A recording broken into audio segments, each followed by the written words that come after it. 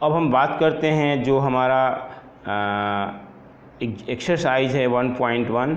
मैं आपको कुछ क्वेश्चन एक्सरसाइज 1.1 के विषय में डिस्कस करा देता हूँ। लाइक जो हमारा पहला ही क्वेश्चन है,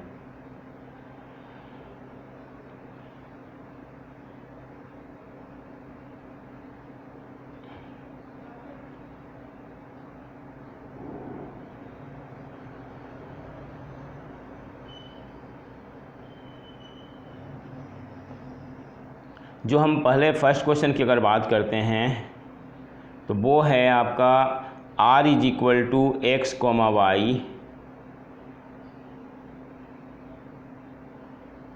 सच that r is equal to x comma y such that 3x minus y is equal to 0।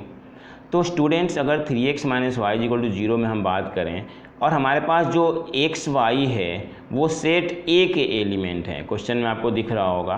तो अब यहाँ पर जो है आर के अंदर क्या आएगा वो आप देखो, तो आर में आएगा आपका 1 के साथ एक्स की वैल्यू अगर आप 1 लेते हो तो वाई की वैल्यू आपका 3 आएगा।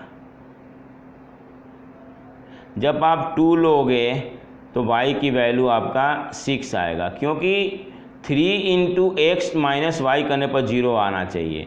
3 लेते हैं तो हमारा 3 आएगा, अगर हम 4 लेते हैं तो हमारा 12 आएगा, अगर आप 5 लोगे तो 15 आएगा, और 15 तो हमारे सेट के अंदर है ही नहीं। तो हमारे रिलेशन के अंदर देखो यही एलिमेंट आया 1 3 2 6 और 3 9 है, ये आपका 3 9 हाँ, और 4 12। अब आप खुद ही बताओ कि क्या ये रिफ्लेक्सिव है, तो आपका आंसर होगा कि नो, क्योंकि रिफ्लेक्सिव के लिए हमारा 1 1 2 2 3 सारे होना चाहिए था। तो इस तरह से ये रिफ्लेक्सिव रिलेशन नहीं है। अब अगर हम सिमेट्री की बात करें तो आप इसमें यही लिखोगे क्या वो बता दे रहा हूँ, since A, A does not belongs to R, where A belongs to set A, so it is not reflexive, so it will not be reflexive। अब हम बात करते हैं सिमेट्री के विषय में। तो स्टूडेंट्स यहाँ पर आपका 1 3 तो है, लेकिन क्या 3 1 है? नो। मैं आपका मिटा करके इधर से दिखता हूँ, एक मिनट।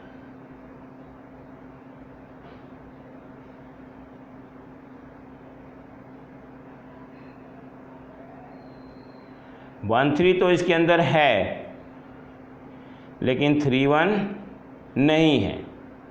तो 3 1 नहीं होने के चलते ये जो हमारा रिलेशन है वो 1 3 आपने देख लिया होगा क्या हमने लिखा था इसमें। तो 1 3 बिलोंग्स टू, सॉरी 1 3 नहीं था, 3 1 था।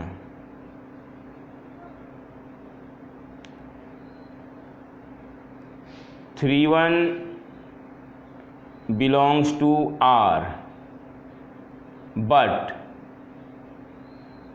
1 3 does not belongs to R, so it is not symmetric। काफ़ी हो गया, इतना काफ़ी हो गया। बस आपको एक्चुअल में क्या है, यस प्रूफ करने के लिए आपको सारे रिलेशन ढूंढने होते हैं, सारे ऑर्डर पे मिलने चाहिए, लेकिन नो होने के लिए आपका एक जो है काफ़ी है। अब हम बात करते हैं ट्रांजिटिव की। तो ट्रांजिटिव के लिए आपका ये ट्रांजिटिव भी नहीं होगा। आप कैसे ढूंढोगे इसको, तो देखो 3 1 था हमारे पास, x की वैल्यू 1 3 था, मैं उल्टा लिख दिया आपकी बार, x की वैल्यू 1 और y 3 हो रहा था। हाँ, इसमें उल्टा था आपकी बार, दोबारा से इसमें करेक्शन कर दे रहा हूँ मैं। देखो एक्चुअली में हटने के चलते नहीं दिखा मुझे। हमारे क्वेश्चन में सही हमने कहा था कि 1 3 बिलोंग्स टू R था, 3 1 does not belongs to R. 1 3 belongs to R, but 3 1 does not belongs to R. So it is not. So it is not symmetric. ये प्रूफ होगा कि आपका सिमेट्रिक नहीं है। अब हम बात करते हैं ट्रांजिटिव के लिए। तो देखो 1 3 आपके पास है, since 1 3 belongs to R, 3 9 belongs to R, but 1 9 does not belongs to R. 1 3 belongs to R, 3 9 belongs to R, but 1 9 does not belongs to R. So it is not symmetric. Sorry, it is not transitive. तो कोई भी relation अगर reflexive नहीं है, symmetry नहीं है और transitive भी नहीं है तो वो इक्विवेलेंस रिलेशन भी नहीं होगा। हालांकि यहाँ पर ये नहीं पूछा गया था, यहाँ पर तो आपको केवल ये बताना है कि कौन सा रिफ्लेक्सिव है, कौन सा सिमेट्रिक है और कौन सा ट्रांजिटिव है। लेकिन मैं आपको बता दिया इसमें साथ के साथ कि अगर ये रिफ्लेक्सिव, सिमेट्रिक और ट्रांजिटिव तीनों नहीं हैं तो ये इक्विवेलेंस रिलेशन भी नहीं होगा। अब बात करते हैं हमारा जो सेकेंड क्वेश्चन है इसमें, वो है R इज इक्वल टू आपका है x, y is equal to x plus 5। तो स्टूडेंट्स ध्यान से देखो, अगर हम यहाँ r लिखना चाहते हैं तो r के अंदर क्या आएगा, अगर हम x की वैल्यू, x को जो है ना आपको लेस देन 4 लेना है, नेचुरल नंबर, यानी कि आप ले सकते हो 1 2 और 3। अब अगर आप x की वैल्यू 1 लेते हो तो y उसके जगह पर आ जाएगा 6, क्योंकि x प्लस 5 लेना है। अगर आप 2 लेते हो तो 2 के साथ आपका 7 आएगा। अगर आप 3 लेते हो तो 3 के साथ 8 आएगा। बस 3 ही ऑर्डर पेयर आया इसके अंदर केवल 3 ही ऑर्डर पेयर आया। अब ये बहुत ही इंटरेस्टिंग क्वेश्चन है, इसको ध्यान से देखो। ये क्या क्या है, रिफ्लेक्सिव है, सिमेट्रिक है, ट्रांजिटिव है या कोई सा नहीं है। तो आप ध्यान से देखोगे तो इसमें आपको दोनों एलिमेंट किसी में भी सेम नहीं दिख रहा है। अगर दोनों एलिमेंट सेम नहीं दिख रहा है तो ये रिफ्लेक्सिव नहीं है। हम लिख देंगे कि since A does not belongs to R, since लिख लो आप ध्यान से, since A does not belongs to R। A का मतलब ही हो जाएगा कि दोनों एलिमेंट सेम नहीं है। आप ये कहना चाहते हो कि दोनों एलिमेंट सेम नहीं है, तो इस तरह से इट इज़ नॉट रिफ्लेक्सिव। अगर हम बात करते हैं सिमेट्रिक की, तो यहाँ पर देखो 1 6 तो है, बट क्या 6 1 इसके अंदर है? एक काफ़ी है बोलना। वैसे 2 7 का 7 2 भी नहीं है, 3 8 का 8 3 भी नहीं है, लेकिन अगर हम एक भी लिख देंगे तो हमारे लिए सफिशियंट है। Since 1 6 belongs to R but 6 1 does not belongs to R, so it is not symmetric. ऐसे ही अगर हम ट्रांजिटिव की बात करें तो देखो ट्रांजिटिव ये हो जाएगा, यही इसलिए बोला है कि इंटरेस्टिंग क्वेश्चन है। आपको ट्रांजिटिव के लिए ढूंढना होता है। जैसे मान लो हमने देखा 1 6 हमारे पास है, 6 क्या किसी और के साथ रिलेटेड है? तो आपका आंसर होगा कि नो, 6 किसी के साथ रिलेटेड नहीं है। तो फिर हम 1 का किसी और के साथ रिलेशन नहीं ढूंढेंगे, क्योंकि कंडीशन था कि अगर AB है और BC है तभी हम AC देखेंगे। लेकिन यहाँ 1 6 है, 6 किसी और के साथ नहीं है, तो इस तरह से 1 भी हम किसी तीसरे के साथ नहीं ढूंढेंगे। 2 7 है, 7 किसी और के साथ रिलेटेड नहीं है। 3 8 है, 8 किसी और के साथ रिलेटेड नहीं है। जब AB है और जब हमें BC मिलेगा तभी हम AC ढूंढेंगे। तो इस तरह से ये रिलेशन जो है हमारा ट्रांजिटिव हो जाएगा, यानी it is neither reflexive nor symmetric but it is transitive. अगर इसके थर्ड पार्ट की बात करें हम x, y divisible by x, वैसे तो जब इसका ऑर्डर पेयर लिखने जाओगे तो बहुत सारे आएंगे। जैसे मान लो कि अगर हम 1 लेते हैं, कह रहा है y डिविजिबल बाई x, यानी ऑर्डर पेयर का जो दूसरा एलिमेंट है वो पहले वाले से डिविजिबल होना चाहिए। तो जब आप पहला वाला 1 लोगे तो 1 तो सबको डिवाइड कर सकता है। ध्यान से सुन लो, इसमें 1 1 1 2 1 3 1 4 1 5 1 6 ये आएगा। फिर अगर हम 2 लेते हैं तो 2 1 तो नहीं आएगा, लेकिन 2 2 2 4 2 6 आएगा, क्योंकि 2 जो है केवल 4 और 6 को ही डिवाइड कर पाएगा, 3 को नहीं डिवाइड कर पाएगा। फिर हम 3 लेंगे तो 3 3 और 3 6 आएगा। 4 लेंगे तो केवल 4 4 आएगा। 5 लेंगे तो केवल 5 5 आएगा। 6 लेंगे तो केवल 6 6 आएगा। ये अगर आप लिखोगे ना जो मैं बोल रहा हूँ, वो आप जब लिखोगे ना तो आपको समझ में आ जाएगा। आप ऑर्डर पेयर बना रहे हो, चूँकि 1 सबको डिवाइड कर सकता है इसलिए हमने 1 1 लिया, 1 2 लिया, 1 3 1 4 1 5 1 6। 2 केवल इवन नंबर को डिवाइड कर सकता है तो हमने 2 2 लिया, 2 4 लिया, 2 6 लिया।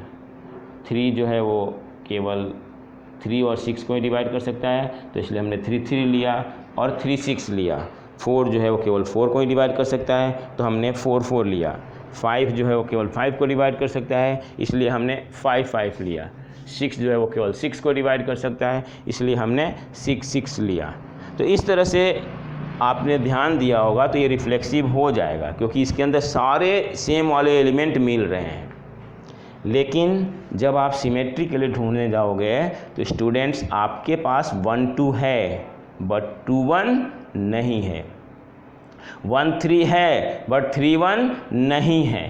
तो इस तरह से ये आपका सिमेट्रिक नहीं होगा, रिफ्लेक्सिव हो गया, सिमेट्रिक नहीं होगा।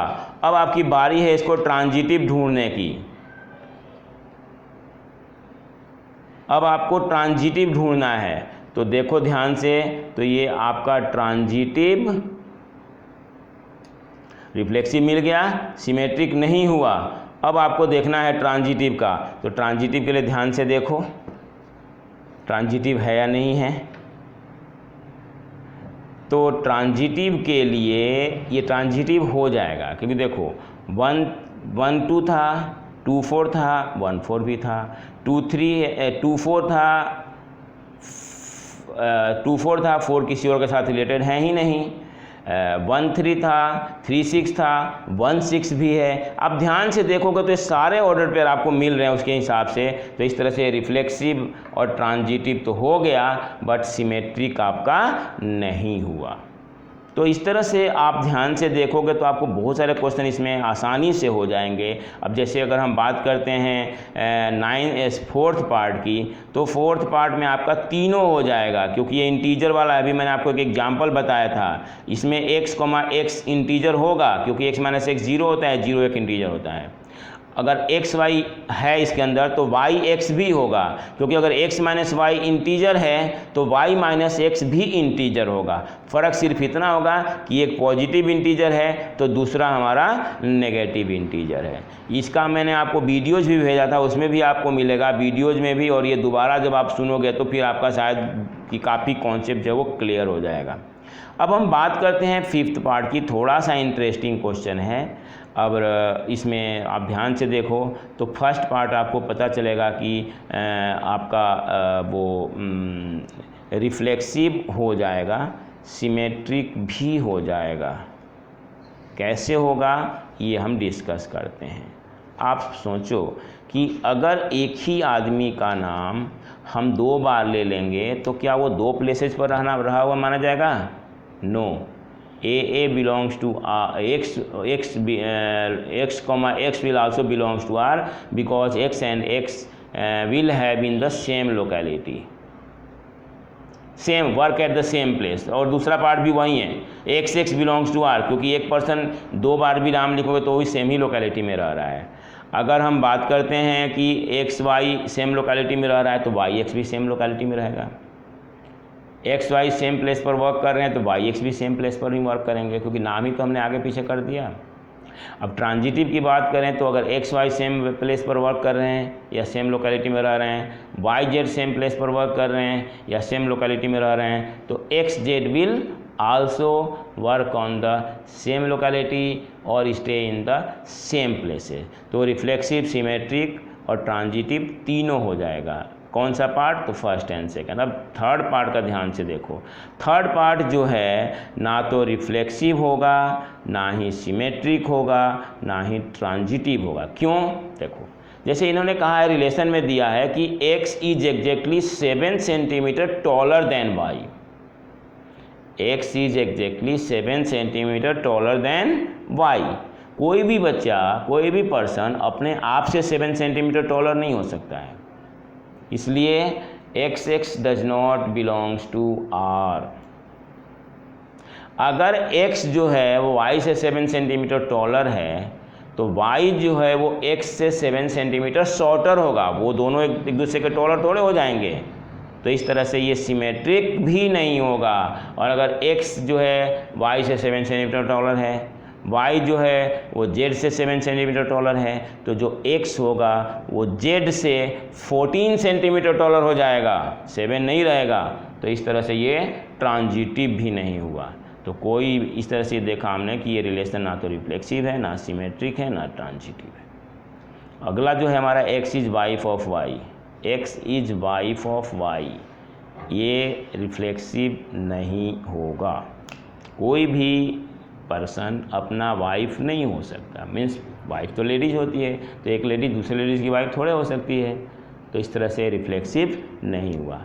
सिमेट्रिक, अगर x is the wife of y है तो y जो है वो x का हस्बैंड होगा, वो वाइफ नहीं हो सकता है। तो इस तरह से वो सिमेट्रिक भी नहीं होगा। लेकिन देखो ये ट्रांजिटिव हो जाएगा। If x is wife of y, x is wife of y, y male है। अब y तो किसी और का वाइफ नहीं हो सकता ना।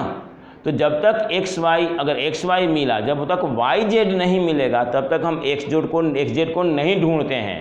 तो इस तरह से ये रिफ्लेक्सिव हो गया, सॉरी, ना तो रिफ्लेक्सिव हुआ, ना ही सिमेट्रिक हुआ, बट ट्रांजिटिव हो जाएगा। लेकिन जो आपका तीसरा है वो ना इधर रिफ्लेक्सिव होगा, नॉट सिमेट्रिक होगा और ना ही ट्रांजिटिव होगा।